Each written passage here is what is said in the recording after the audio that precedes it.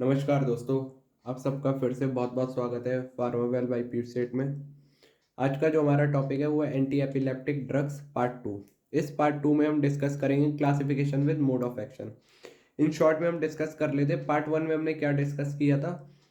Part one में हमने ये बताया था एपिलेप्सी क्या होता है। एपिलेप्सी क्या होता है? एपिलेप्सी एक ऐसी कंडीशन है जिसमें बहुत ज़्यादा नर्व इम्पल्स जनरेट होना है एक पर्टिकुलरली एरिया पे। अगर हम ब्रेन की बात करें तो किसी एक लोब पे बहुत ज़्यादा जब एक्स्ट्रा मात्रा में इम्पल्सेस जनरेट होते हैं, करंट ज़्यादा जाता है, इलेक्ट्रिक करंट ज़्यादा जाता है, तो हमें क्या हो जाता है? एपिलेप्सी। एपिलेप्सी एक क्या कंडीशन है? सीजर्स। सीजर्स क्या है? मिर्गी के दौरे पड़ना। दौरे क्यों पड़ते हैं? जैसे हमने एक छोटा सा एग्जांपल बताया था कि बल्ब, जो पहले जमाने के बल्ब होते थे, अगर हम उसमें हाई पावर वोल्टेज दे देंगे तो वो ब्लास्ट हो जाते हैं। इसी तरीके से ब्रेन में नॉर्मल इम्पल्स जनरेट हो रहे हैं तो पूरी बॉडी अपना ढंग से काम कर रही है, लेकिन एक पर्टिकुलरली एरिया पे ओवर एक्सेस मात्रा में जब इम्पल्सेस जनरेट होना ज़्यादा चालू हो जाए तो वो कौन सी कंडीशन कहलाती है? एपिलेप्सी। जिसे हम आगे जाके क्या कहते हैं? सीजर्स। जिसे हम हिंदी में क्या कहेंगे? दौरे पड़ना, मिर्गी के दौरे पड़ना। अब हम बात करते हैं classification with mode of action. Anti epileptic drugs वो ड्रग्स हैं जो कि एपिलेप्सी को ठीक करती हैं। एपिलेप्सी मैंने आपको अच्छे से डिस्कस कर दिया।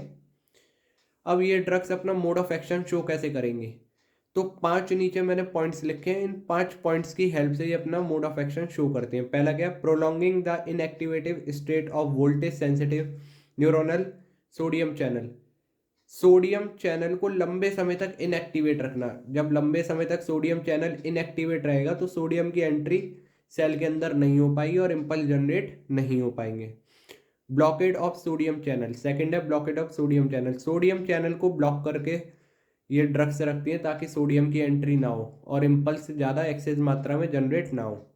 Delaying the recovery. Third point है कि इन दोनों की जो रिकवरी है, मतलब इनएक्टिव स्टेट थोड़े टाइम बाद एक्टिवेट हो गई है, जो चीज़ ब्लॉक है वो थोड़े टाइम बाद अनब्लॉक होगी, तो इनकी जो रिकवरी है उसका टाइम बढ़ा दो तो लंबे समय तक। पहला और दूसरा जो पॉइंट है वो लंबे समय तक रहे ऐसी।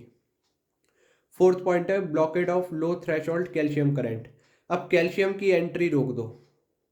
फिफ्थ है prolongation of chloride channel opening causing hyperpolarization. Fifth point ये है कि क्लोराइड चैनल, क्लोराइड क्या है? नेगेटिव आइन है, नेगेटिव आइन का चैनल ओपन कर दो और क्लोराइड जब ज़्यादा मात्रा में सेल के अंदर जाएगा तो वो हाइपरपोलराइजेशन कॉज कराएगा। और हाइपरपोलराइजेशन क्या है?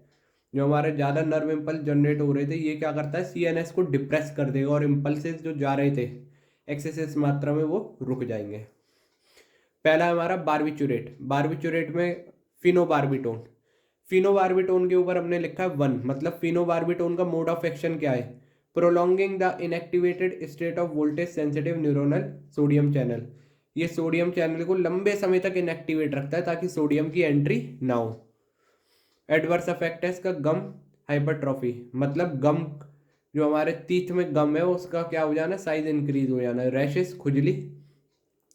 लिम्फाडीनोपैथी, जो हमारे लिम्फ नोड्स होते हैं, इम्यूनिटी लिम्फ नोड्स होते हैं, उनका साइज बढ़ जाना। सेकंड क्लासिफिकेशन है हाइडेंटॉइन। हाइडेंटॉइन में फेंटोइन और फॉस्फेंटोइन, ये 10 ml का इंजेक्शन आता है, डोज है। ऊपर हमारी फिनोबार्बिटोन की जो डोज है 100 mg BD पर डे है, ये सारी डोज। फिर थर्ड है सुसनीमाइड। सुसनीमाइड के अंदर इथोसुक्सीमाइड। इथोसुक्सीमाइड के ऊपर लिखा है 4। तो इथोसुक्सीमाइड अपना मोड ऑफ एक्शन कैसे शो करेगी? Blockade of low threshold calcium current, calcium की एंट्री को रोक के। इसके एडवर्स इफेक्ट है tiredness, mood changes, GI intolerance. Tired हो जाना, मूड बार बार चेंज हो जाना, और जो गैस्ट्रोइंटेस्टिनल ट्रैक होता है वो टॉलरेट नहीं कर पाएगा चीज़ें। इसमें जो डोज है दवाई की इथोसुक्सीमाइड की वो है 20 to 30 mg/kg per day. Fourth है बेंजोडाइजिपिन। बेंजोडाइजिपिन में क्लोनाजिपैम, लोराजिपैम। बेंजोडाइजिपिन का मोड ऑफ एक्शन है 5 नंबर। 5 में क्या? Prolongation of chloride channel opening cause hyperpolarization. तो बेंजोडाइजिपिन अपना मोड ऑफ एक्शन कैसे शो करते हैं? ये गाबा रिसेप्टर पे जाके पर्टिकुलरली उसके सामने बाइंड हो जाते हैं, और गाबा रिसेप्टर क्या है? क्लोराइड चैनल की ओपनिंग कर देते हैं, तो क्लोराइड ज़्यादा से ज़्यादा एंट्री करता है और हाइपरपोलराइजेशन कॉज हो जाता है, जिसके कारण जो हमारे मैसेजेस जा रहे थे, एक्सेस मात्रा में इम्पल्स जनरेट हो रहे थे, वो जाना बंद हो जाएंगे। इसका साइड इफेक्ट है स्लीपीनेस। फिफ्थ है डीऑक्सी बारबिचुरेट, डीऑक्सी बारबिचुरेट के अंदर आती है हमारी प्रिमिडोन। फिर हमारा सिक्स्थ है इम्यूनोस्टिल्विन, इसके अंदर हमारी ड्रग है कार्बामेजिपाइन और ऑक्स कार्बाजिपाइन। इसका जो मोड ऑफ एक्शन है 1 2 3, तो कार्बामेजिपाइन का prolonging the inactivated state of voltage sensitive neuronal sodium channel, blockade of sodium channel, delaying the recovery. तो इस सोडियम चैनल को ब्लॉक कर देता है और उसकी इनएक्टिवेट स्टेट को लंबे समय तक रखता है ताकि सोडियम चैनल के थ्रू सोडियम की एंट्री ना हो और हमारा जो एक्सेसिव मात्रा में इम्पल्स जनरेट हो रहे हैं पर्टिकुलरली एरिया में ब्रेन में वो ना हो पाए और उनकी रिकवरी को भी डिले कर देता है। इसका एडवर्स इफेक्ट है सेडेशन डिजीनेस, डोज है इसकी 200 to 400 mg पर डे। फिर आता है एलिफेटिक कार्बोक्सिलिक एसिड, वेलप्रोइट सोडियम जिसे हम कहते हैं वेलप्रोइक एसिड। फिर है हमारा फिनाइल ट्राइजीन, इसके अंदर है लेमोट्रिजीन, लेमोट्रिजीन का मोड ऑफ एक्शन 1 2 3, तो सोडियम चैनल को ये इनएक्टिवेट रखता है लंबे समय तक, सोडियम चैनल को ब्लॉक करता है और उसकी रिकवरी को डिले करता है। फिर है साइक्लिक गाबा एनालॉग, इसके अंदर है गाबा पेंटिन प्रेगाबेलिन। गाबा पेंटिन की जो हमारा है डोज 300 mg या तो ओडी दो या 300 to 600 mg TDS thrice a day. Once a day देनी है तो 300 mg, थ्राइस देनी है तो 300 से 600 mg से ज़्यादा नहीं होनी चाहिए। लास्ट आता है न्यूअर ड्रग्स, टोपिरामेट और जोनिसेमाइड। टोपिरामेट की जो डोज है 25 mg OD once a day.